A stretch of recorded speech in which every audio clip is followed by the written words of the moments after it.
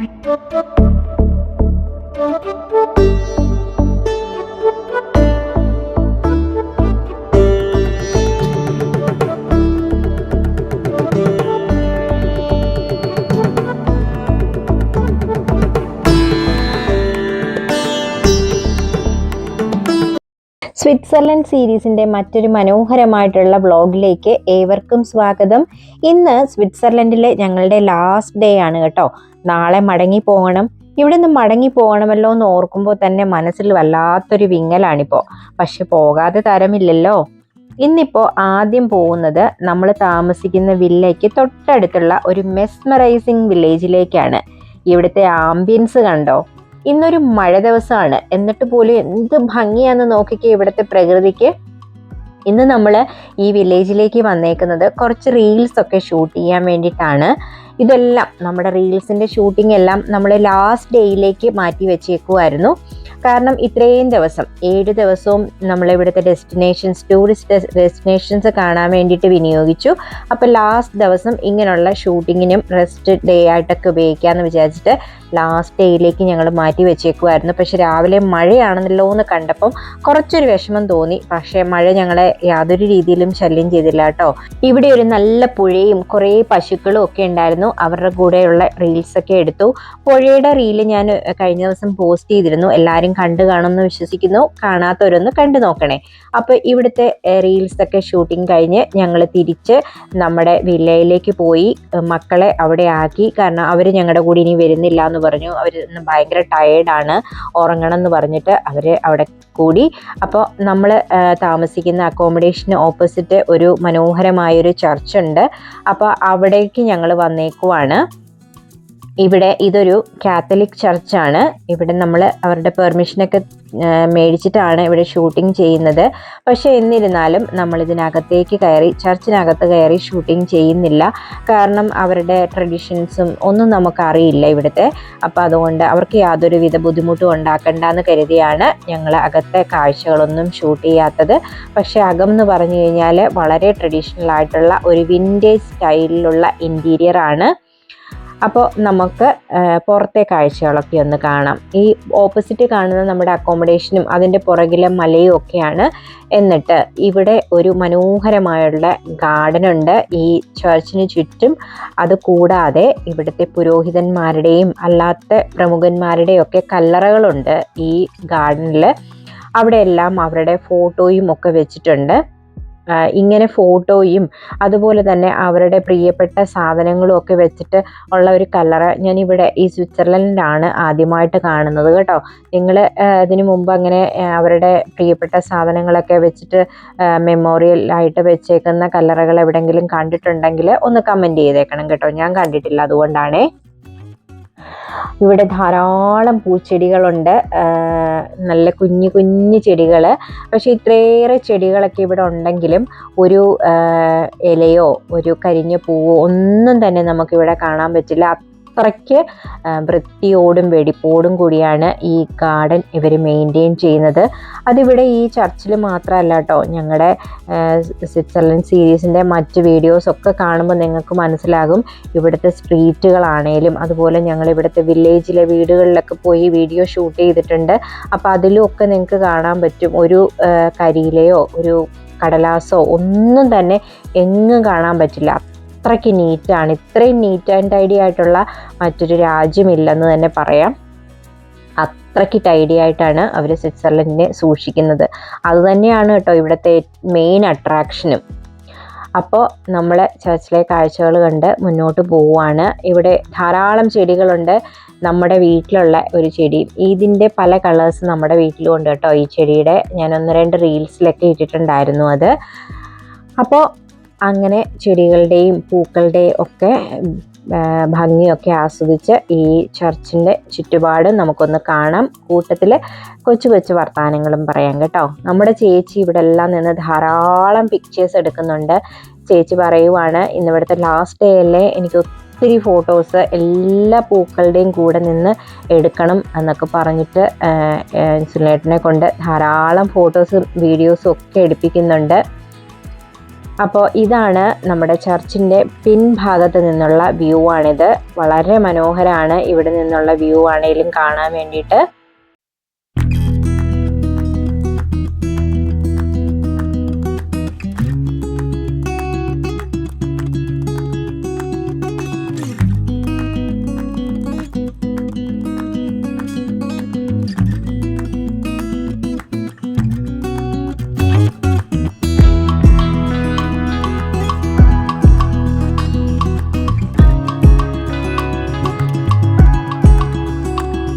ഇവിടെ ഒരു ചാറ്റൽ മഴയാണെങ്കിൽ പോലും ഇങ്ങനെ ആവും കേട്ടോ, മൂടലാവും, മൂടി കെട്ടിയ ഒരു അന്തരീക്ഷം ആവും. പക്ഷെ പുറത്ത് നമുക്ക് വലിയ തണുപ്പൊന്നും ഫീൽ ചെയ്യില്ല കേട്ടോ. അതിപ്പോൾ സമ്മർ ഈ ഓഗസ്റ്റ് ആയതുകൊണ്ടായിരിക്കും നമുക്ക് തണുപ്പ് അധികം ഫീൽ ചെയ്യാത്തത്.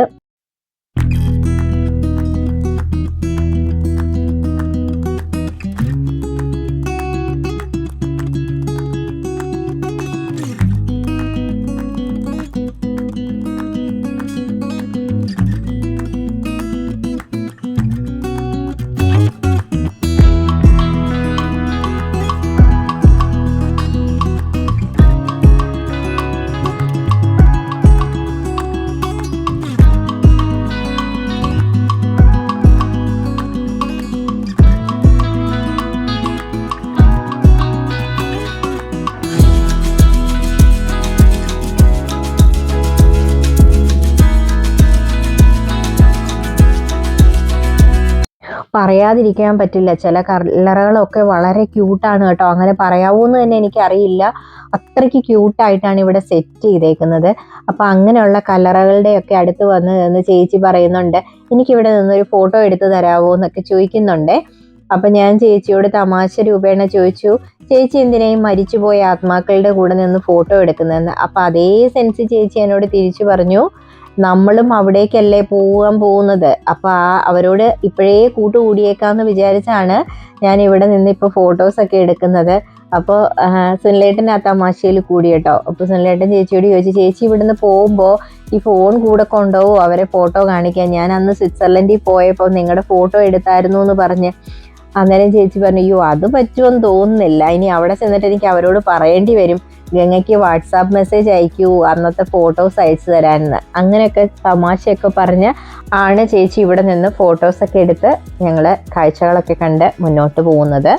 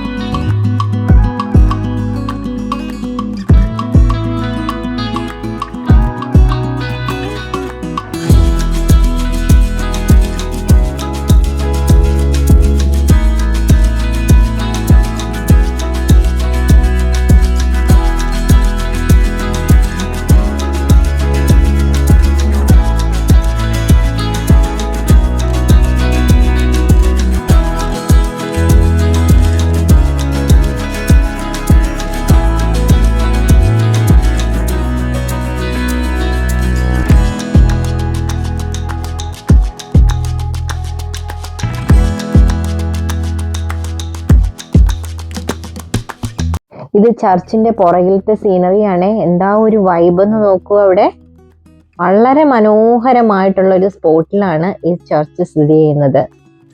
ഇവിടെ സാധാരണ പോലെ സൺഡേ സർവീസും മാസും ഒക്കെ ഉള്ള ചർച്ചാണ് കേട്ടോ. നമുക്ക് എപ്പോഴും നമ്മുടെ അക്കോമഡേഷനിൽ ഇരിക്കുമ്പോൾ ഇവിടുത്തെ മണിയടിയൊച്ചയൊക്കെ കേൾക്കാൻ പറ്റും.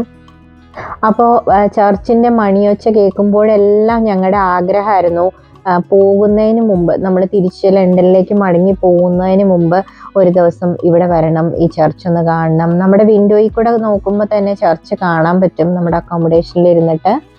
അങ്ങനെയാണ് ഈ ചർച്ച് കാണാൻ വേണ്ടിയിട്ട് ഞങ്ങൾ ഇന്നിവിടെ എത്തിയിരിക്കുന്നത്.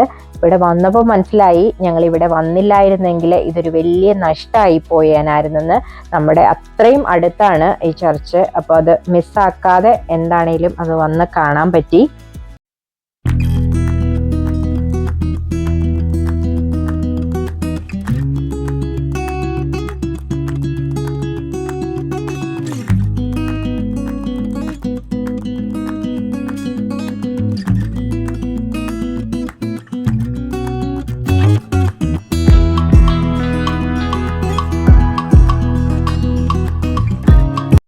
ഇടയ്ക്ക് നമ്മുടെ വീഡിയോഗ്രാഫർ ഒന്ന് ചേഞ്ച് ആയി കേട്ടോ. കുറച്ച് സമയത്തേക്ക് ഇപ്പൊ ശ്യാമള ചേച്ചിയാണ് നമ്മുടെ വീഡിയോഗ്രാഫർ.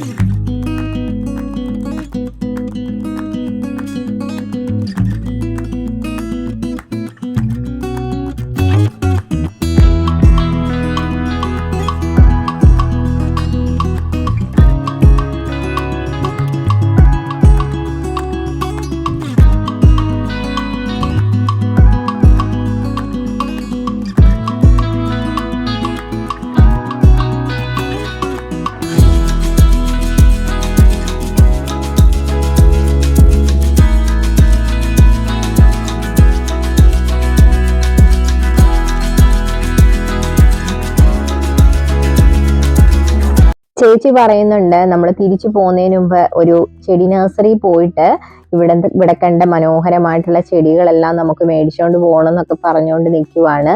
അത്രയും ബ്യൂട്ടിഫുൾ ആയിട്ടുള്ള ചെടികളും പൂക്കളും ആയിരുന്നു നമ്മൾ അവിടെ കണ്ടത്. പിന്നെ അവരത് മെയിൻറ്റെയിൻ ചെയ്യുന്നതിൻ്റെയും കൂടെ ആയിരിക്കും കേട്ടോ അത്രയ്ക്ക് ഭംഗി നമുക്ക് ഫീൽ ചെയ്തത്. ഈ പൂക്കളൊക്കെ ചിലപ്പോൾ ഒരുപക്ഷെ കാടും പടലും പിടിച്ചു കിടക്കുന്ന സ്ഥലത്താണ് നിൽക്കുന്നതെങ്കിൽ നമുക്ക് ഒരുപക്ഷെ അത് അട്രാക്റ്റീവായിട്ട് തോന്നണം എന്നില്ല. ഇവിടെ അത് ഇങ്ങനെ ഇത്രയും ഭംഗിക്ക് അവർ മെയിൻറ്റെയിൻ ചെയ്തേക്കുന്നത് കൊണ്ട് കൂടി ആയിരിക്കണം ഈ പൂക്കൾക്ക് തന്നെ ഇത്രയും ഭംഗി നമുക്ക് തോന്നുന്നത്.